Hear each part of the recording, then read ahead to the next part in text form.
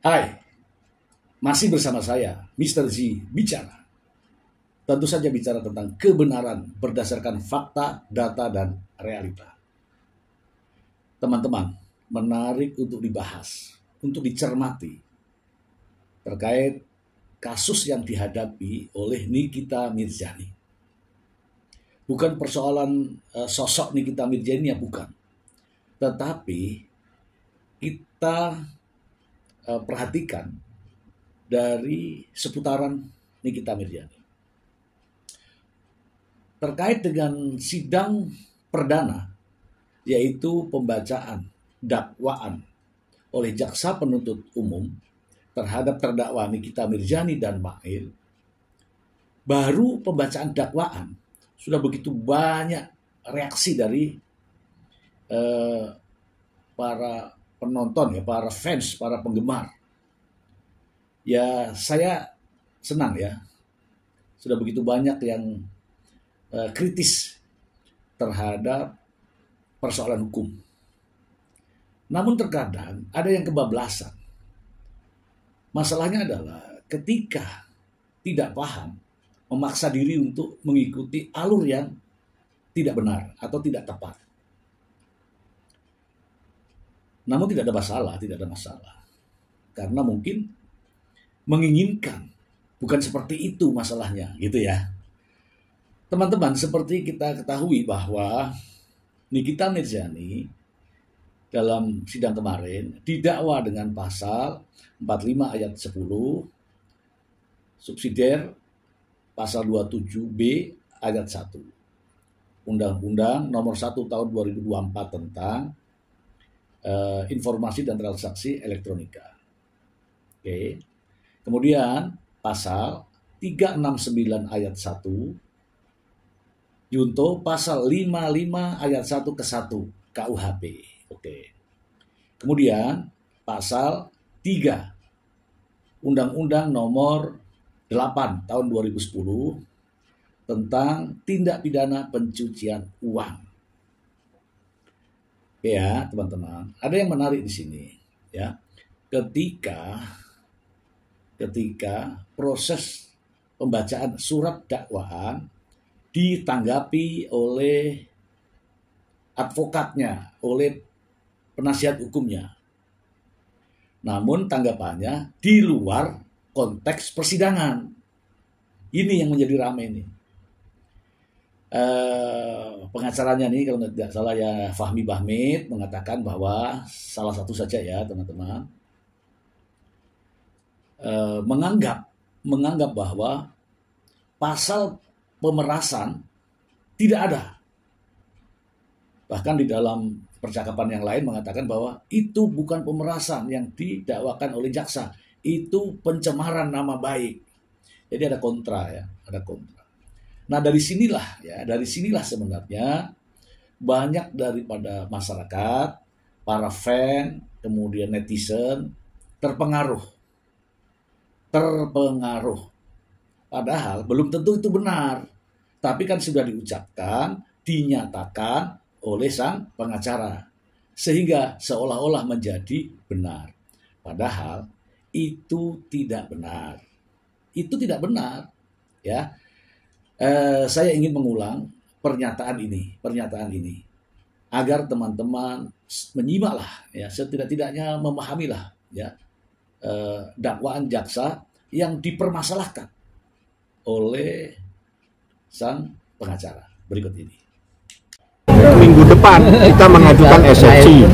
Anda tunggu aja hari Selasa, insya Allah jam 10 saya akan mengajukan eksepsi secara terperinci satu persatu. Yang terpenting, clear tadi, dengan adanya pembacaan dakwaan maka secara sah tidak ada tindak pidana pemerasan. Jadi saya kasih waktu 7 kali 24 jam untuk segera minta maaf kepada Nikita Mirzani. Ya, itu yang saya sampaikan, dan ini permintaan Nikita Mirzani karena dia sudah mendengar sendiri tidak ada tindak pidana pemerasan, karena selama ini selalu dikategorikan Nikita telah melakukan pemerasan. Nikita minta dalam waktu 7 kali 24 jam segera meminta maaf kepada Nikita Mirzani karena selama ini menyatakan Nikita telah melakukan pemerasan. Seperti itu. Kalau pihak sana tidak mau, itu urusan nanti, urusan hukum yang akan bekerja. Ya, karena kalau kita minta supaya minta maaf itu kan urusan moral. Tapi kalau tidak mau urusan hukum yang akan berjalan seperti itu. Ya, oke. Ada lagi yang mau ditanyakan? Minggu depan eksepsi, Anda tunggu eksepsinya seperti apa saja. Itu ya teman-teman ya, saya sampaikan. Saya juga mendengarkan dakwaannya jaksa bahwa pemerasan itu ada, ya. Pemerasan itu ada dalam dakwaan jaksa. Ada. Bukan berubah menjadi pencemaran nama baik. Yang dimaksud di sini adalah perubahan memang ada pada pasal 368 ke 369. Tapi itu sama-sama pemerasan. Yang satu, yang 368 itu terkait dengan ancaman kekerasan atau kekerasan. Kalau pasal 369 dengan ancaman, ya, ancaman akan membuka rahasia atau ancaman akan pencemaran. Pencemaran baik, ya, baik secara lisan maupun secara tulisan. Bahasanya berbeda, ya, bukan pencemaran nama baik. Oke teman-teman, sampai di luar sidang ini ya, di luar sidang ya, Nikita Mirzani pun ya memberikan pernyataan, dan pernyataan itu juga mempengaruhi sebagian kecil masyarakat, mempengaruhi para fan. Yang seolah-olah itu apa yang dinyatakan oleh Nikita Mirzani itu benar semuanya. Contoh, uang cuma-cuma. Mana ada di Indonesia ini uang cuma-cuma 4 miliar. Kita simak ya. Stop, saya mau ngomong. Saya mau ngomong. Stop. Udah. Saya mau ngomong.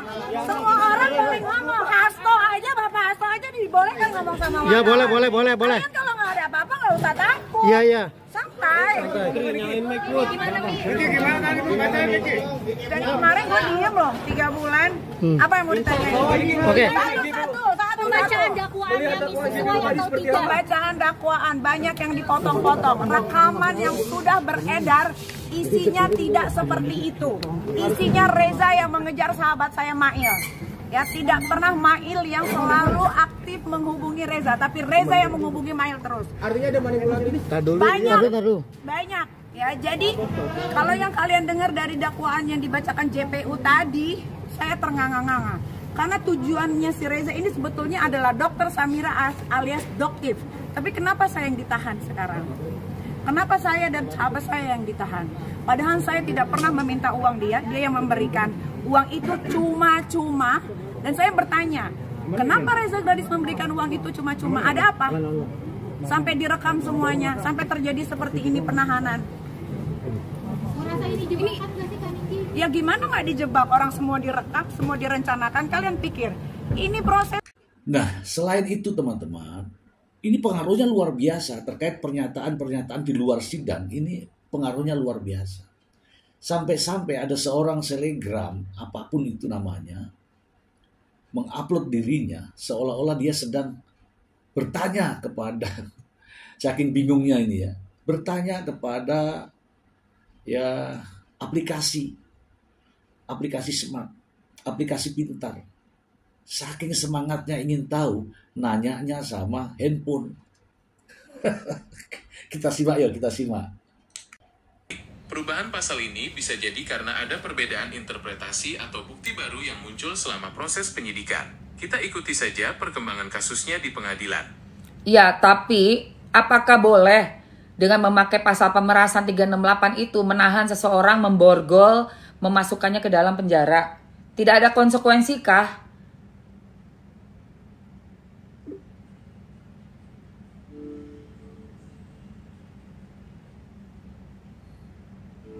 Tentu saja ada konsekuensinya. Penggunaan pasal yang tidak tepat dalam penahanan seseorang bisa berakibat pada tuntutan hukum balik dari pihak yang merasa dirugikan. Selain itu, hal ini juga bisa mencoreng citra penegak hukum dan menimbulkan ketidakpercayaan dari masyarakat.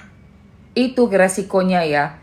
Berarti dalam kasus ini Nikita Mirzani lewat kuasa hukumnya boleh ya untuk minta pertanggungjawaban? Tentu saja boleh. Nikita Mirzani dan kuasa hukumnya berhak meminta pertanggungjawaban atas tindakan penahanan yang diduga tidak sesuai prosedur. Mereka bisa mengajukan gugatan pra-peradilan atau melaporkan dugaan pelanggaran kode etik ke pihak berwenang. Oke, that's good. Terima kasih infonya. Oke, kalau apabila dari awal sudah pasal 369, apakah layak dilakukan penahanan untuk Nikita Mirzani? Penahanan dalam kasus pencemaran nama baik seperti yang diatur dalam pasal 369 KUHP itu sebenarnya langkah yang jarang diambil. Biasanya, penahanan dilakukan jika ada kekhawatiran terdakwa akan melarikan diri, menghilangkan barang bukti, atau mengulangi perbuatannya. Ya Allah, berarti seharusnya Nikita Mirzani itu tidak layak ditahan ya. Ya, penahanan Nikita Mirzani dalam kasus ini memang menimbulkan pertanyaan. Apalagi, seperti yang sudah kita bahas sebelumnya, penahanan dalam kasus pencemaran nama baik itu bukan hal yang lazim. Astagfirullahalazim. Saya akan angkat ya masalah ini ya. Saya akan angkat masalah ini.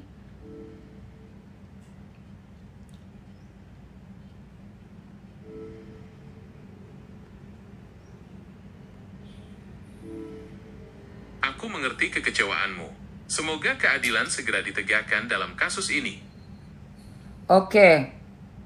Ya, itulah ya fenomena yang terjadi terkait dengan kasus yang sedang dihadapi oleh Nikita Mirzani. Banyak hal, teman-teman, banyak hal. Ya, salah satu diantaranya uang cuma-cuma, itu juga debatable. Di mana ada uang cuma-cuma di Indonesia? Itu kerja jungkir balik itu aja dapat 100.000. Ini uang cuma-cuma. 4M. Kemudian ada istilah Nikita Mirzani yang ngomong tadi ya. Kenapa saya ditahan? Harusnya bercermin juga kan. Oh, ini saya ditahan gara-gara saya terima uang 4M. Tidak boleh juga kenapa saya ditahan? Karena saya tidak ngapa-ngapain, ya enggak? Kemudian ada pemerasan. Banyak tuh yang nulis tuh. Kenapa pemerasan diganti dengan pencemaran nama baik gitu. Ya kan?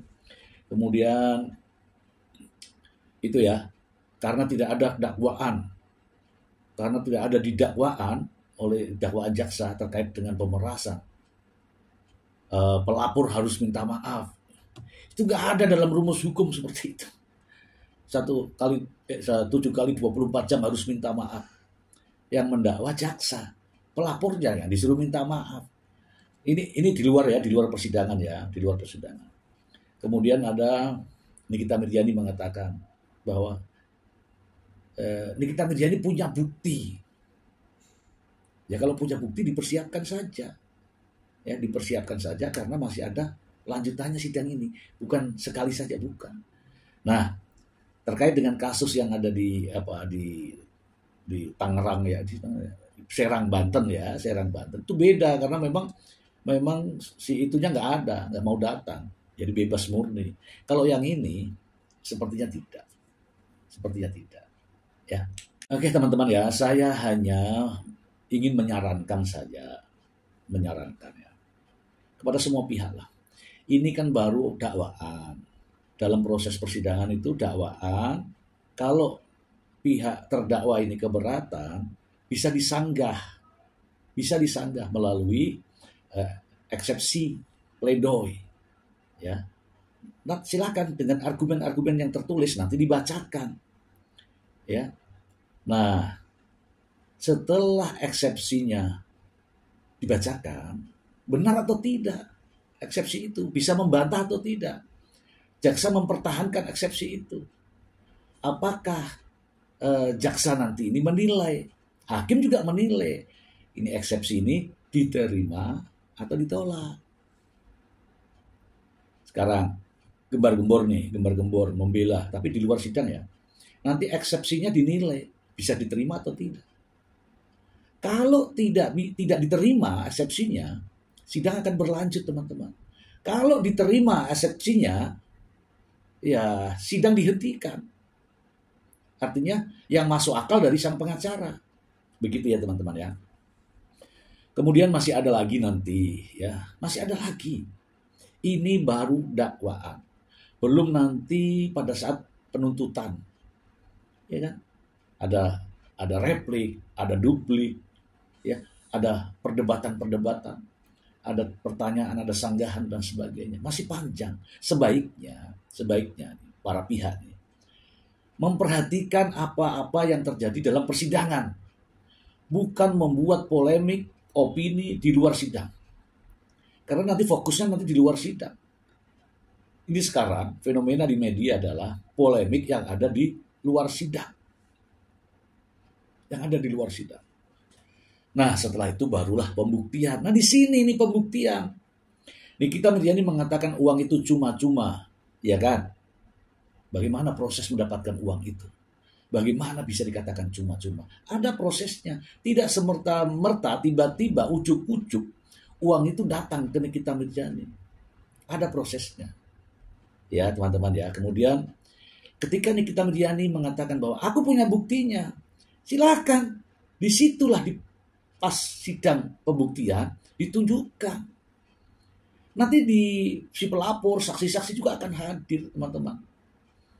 Ya, jadi maksud saya begini, fokuslah kepada proses persidangan, bukan membuat opini, ya, membuat opini di masyarakat, opini di publik, sehingga nanti terkuras pemikirannya, gitu ya. Sebaiknya disimak baik-baik apa sih dakwaan jaksa. Mana sih celah yang bisa masuk untuk memberikan pembelaan terhadap kliennya. Itu. Ini masih ada tuntutan, masih ada pembuktian. Ingat ya teman-teman ya, ini bukan masalah Nikita Mirzani dengan Reza Gladys. Tetapi ini adalah tentang proses hukum. Nikita Mirzani bisa saja mengelak di ruang publik yang lain. Tetapi di persidangan, dia harus mempersiapkan sanggahan, bantahan terhadap bukti-bukti, terhadap barang bukti, terhadap alat bukti yang dihadirkan dalam persidangan. Di sana ada handphone. Handphone itu ada percakapan handphone antara Nikita Mirzani, Dr. Oki, Dr. Reza, Mail, itu semua ada jejak digitalnya. Awal mulanya seperti apa, dan sebagainya. Dan walaupun jejak digital itu dihapus oleh pemilik handphone, masih ada namanya ekstraksi. Nah, dari ekstraksi ini nanti ahlinya yang akan berbicara. Ketika ahli yang akan berbicara, maka bagaimana menyikapinya, begitu. Ya, tidak hanya semata-mata negara. Ini baru pertama, ini baru sidang pertama. Sudah rame ini di konten saya itu banyak yang komentar. Ini kan uangnya cuma-cuma. Nah, ini berarti dapatnya dari Nikita Mirzani. Ini kan pemerasan, kenapa diganti dengan pencemaran nama baik? Nah, ini berarti dari pengacaranya.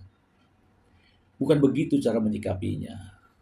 Ini ya untuk semua pihak ya harus melihat yang real, masalah, bukan benci dan suka. Nikita Mirzani bukan masalah. Masalahnya itu gitu loh. Nah, itulah yang kita soroti, bukan sosoknya, bukan.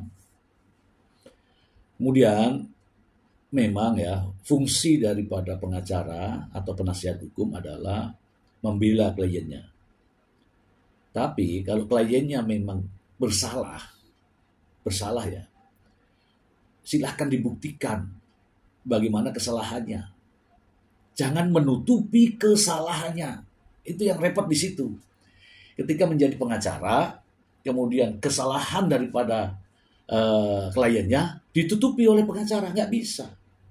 Harus dibuka semuanya, baru mencari celah, ya celah. Atau kalau tidak mencari celah hukumnya, ya memohon kepada majelis hakim, mohon kiranya itu nantinya, mohon kiranya karena klien saya ini adalah single parent, gitu. Mohon dihukum seringan-ringannya, bukan menghilangkan kesalahannya, bukan. Salah ya tetap salah, gitu. Kemudian ada lagi ya saran saya, Nikita Mirzani, yang ini ya Nikita Mirzani dan Fahmi Bahmid harus terbuka tentang masalah ini. Jangan sampai apa yang diceritakan Nikita Mirzani kepada Fahmi Bahmid ada yang ditutupi. Kalau ada yang ditutup-tutupi nantinya ketika pembuktian, diperlihatkan semua, kaget. Iya kan? Kaget. Misalnya contoh. Ini kan yang beredar rame nih ya, yang beredar. Ini kan yang rame beredar, yang rame beredar seolah-olah ya, Dr. Reza Gladys yang mengejar-ngejar Nikita Mirzani. Itu yang beredar. Yang nawari uang Dr. Reza Gladys. Makanya pernyataannya jadi berubah. Ini kan uang cuma-cuma. Inilah yang perlu diantisipasi. Yang beredar itu Dr. Reza Gladys yang ngejar-ngejar Nikita Mirzani. Yang nawari uang Reza Gladys. Sehingga Nikita Mirzani menerima. Itu kan. Ternyata kalau nggak begitu gimana? Makanya saya bilang, lebih baik terbuka antara Nikita Mirzani dan pengacaranya, agar pengacaranya bisa mengambil sikap yang tepat. Gitu. Bagaimana bisa mengambil sikap yang tepat kalau ceritanya nggak sesuai fakta. Seperti contoh, ada percakapan dalam handphone. Asal mulanya begini, kemudian terus ini nyuruh ini. Ya, supaya tidak menjadi polemik ya. Misalnya ya, pada hari itu, ini saya mendengar ya, pada hari itu ya, pada bulan Oktober itu, setelah direview oleh Nikita, Reza Gladys itu nelpon Dr. Oki, karena Reza Gladys itu tidak bisa menghubungi kita ya, Dr. Oki. Menghubungi Dr. Oki, tidak direspon sama Dr. Oki. Oke. Kemudian pada hari yang sama Nikita Mirzani itu nelpon atau WA Dr. Oki. Setelah Nikita WA Dr. Oki, baru ada reaksi Dr. Oki ke Dr. Reza. Setelah Dr. Oki ke Dr. Reza, ini Nikita mantau terus melalui Dr. Oki. Kemudian ada percakapan di sini, saya nggak sebutkan ya. Kemudian ini mengarahkan supaya bisa dihubungi Mail saja. Itulah terjadinya. Saya tidak mau gamblang karena itu sudah materi ya kan. Tapi ada di media sosial ada. Maksud saya, itulah yang seharusnya dipersiapkan oleh para pihak, ya pihak Nikita Mirzani, untuk mengantisipasi jangan sampai tidak tahu masalah itu. Kalau tidak tahu, kasihan pengacaranya. Makanya kalau sudah didampingi oleh pengacara, harus disampaikan semuanya. Baru nanti pengacara akan menyiapkan bagaimana menghadapinya. Itu masih panjang nih teman-teman, masih panjang ya.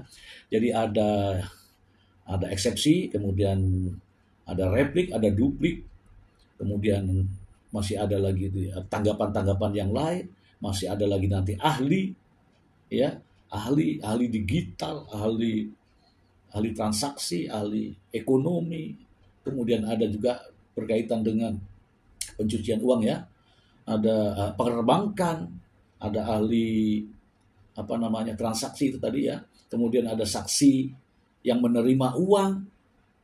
Itu uang apa, pembayar dan sebagainya. Itulah sebaiknya fokus di situ ya. Agar apa? Agar tidak gelagapan ketika fakta-fakta dihadirkan dalam proses persidangan. Dan untuk teman-teman ya, ketika menyikapi hal-hal semacam ini yang beredar kan di luar persidangan, hati-hati. Jangan ngikutin ya, seperti contoh uang cuma-cuma. Dikasih uang cuma-cuma 4 miliar. Nggak ada di Indonesia itu uang cuma-cuma 4 miliar. Itu nggak ada. Oke. Kemudian ada penghapusan pasal. Bukan dihapus. Ya. Justru kalau dihilangkan sebenarnya terima kasih. Ya. Kenapa? Karena ancaman hukumannya itu tinggi. Jadi jaksa punya wewenang untuk merubah, untuk menyempurnakan ya dakwaannya sebelum proses persidangan. Boleh. Pasal berapa? Saya sebutkan ini. 144.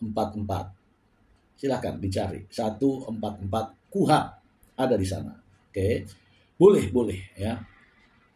Kemudian ada kalimat, ini juga baru saya dengar nih, karena dakwaannya tidak ada, kemudian dikasih waktu pelapornya untuk minta maaf. Ini juga baru kali ini saya mendengar.